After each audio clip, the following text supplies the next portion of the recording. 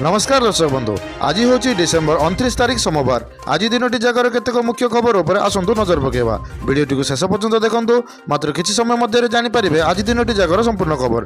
ता पूर्व चैनल नुआ थिले चैनल को सब्सक्राइब करी पाखर आसुथिबा बेल आइकन को ऑन रखंतु। एमिति लेटेस्ट न्यूज सर्वप्रथमे देखिबा पई। परवर्ती खबर नुआ वर्ष पई सुरक्षा बलय श्रीमंदिर। गोटे पटे नुआ वर्ष में पुरी रे लक्षाधिक लोक समागम हेबे। श्रीमंदिर महाप्रभु दर्शन कर नुआ वर्ष आरंभ करेंगे श्रद्धालु। तांको दृष्टि रखी व्यापक सुरक्षा व्यवस्था करा 60टी प्लाटून फोर्स पुलिस 62टी इन्स्पेक्टर 245टी सब इन्स्पेक्टर 3 लाख रु 5 लाख भक्तों समागम को दृष्टि रखी यही बंदोबस्त करा केन्द्रांचल पुलिस चीफ डीआईजी शुक्रवार सुरक्षा व्यवस्था समीक्षा करिसेंती। ट्रैफिक परिचालना और श्रृंखलित दर्शन और वीडियो नियंत्रण उपर गुरुत्व दि जाएगी।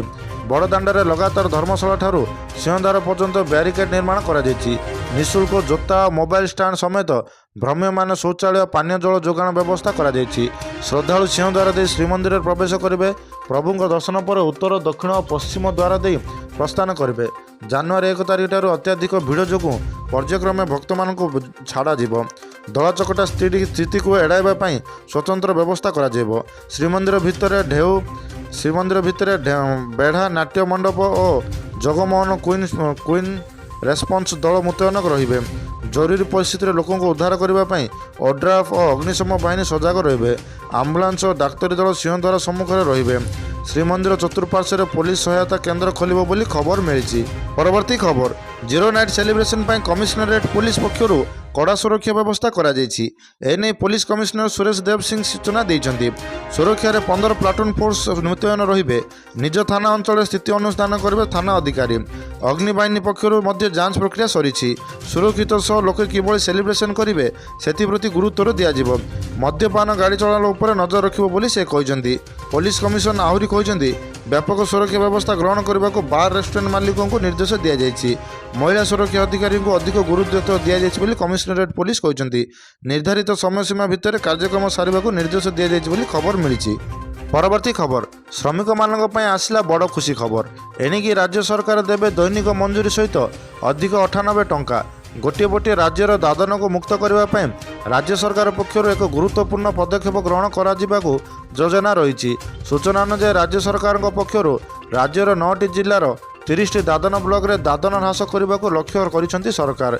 यह नहीं भारत सरकार पक्षर बीबीजी रामजी योजना अधीन सरकार पक्षर जी टंका मंजूरी देवाई रही राज्य सरकार अतिरिक्त 98 टंका टपअप देवाक निष्पत्ति नि केवल सेतिक नुहे यही 30टी ब्लॉक रे 100 दिन निश्चित कार्य सहित आ 200 दिन अतिरिक्त कार्य दिवस जोगाई दिज्व। यही वर्धित 200 दिन कार्य सरकार धार्य मंजूरी सहित अतिरिक्त टपअप टंका लेखाएं प्रदान करा फल यही 30टी ब्लॉक रे श्रमिक मानू 300 दिन काम मिल ता सहित अतिरिक्त मंजूरी बाबद को 98 टंका प्रदान करा तेबे यही योजना अधीन 2029 पर्यंत वृद्धि करा ना एहाठारू अधिक वृद्धि करा से नहीं सरकार पक्षर प्रस्ताव विचार रही। खूब शीघ्र राज्य सरकार पक्षर एने विधिबद्ध भाव घोषणा करा सूचना मिली। परवर्ती खबर पुणी बढ़िला सुना एवं रूपा दर। गहना किणवा पूर्व नजर पकांतु ओडिशा समेत देशर केते रही सुना दर। तेज जदि आपण आज सुना किणवा चाहते बा योजना करछन्ती तेबे प्रथमे जानि नियंतु आज सुनार दर। आज भारतीय बजार में 24 कैरेट सुनार मूल्य 1,41,220 टंका रही। सेहीपरि 22 कैरेट सुनार मूल्य 1,29,450 टंका को छुईंची।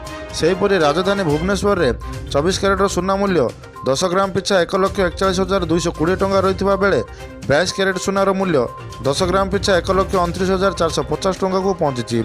अन्यपटे रूपार मूल्य किलो पिछा 2,54,000 टंका होइछि बोली खबर मिली। परवर्ती खबर 4 दिन पर बढ़िबो तापमात्रा कमिबो शीत। गोटे पटे राज्य में लगातार भाव थंडार प्रकोप जारी रही। यह सांगक विभिन्न जिले में घन कुहुड़ी यातायात समस्या उपजुची। राज्य में मुख्यतः पाग शुखिला रही सहित आसंता 4-5 दिन पर्यंत रातिर तापमात्रा विशेष परिवर्तन हेब नाही। तेबे यापर रातिर तापमात्रा 2-3 डिग्री बढ़ीपे बोली आंचलिक पाणीपाग विज्ञापन केन्द्र पक्षर सूचना मिली। सेहीपरि आसंता 4 दिन अर्थात डिसेम्बर 31 तारिख पर्यंत कंधमाल कोरापुट नयागढ़ गंजाम गजपति कटक ढेंकानाल अनुगोल खोर्धा पुरी बालेश्वर आदि जिलागुड़िक घन कुहुड़ी येलो वार्निंग जारी करिछि बोली खबर मिली।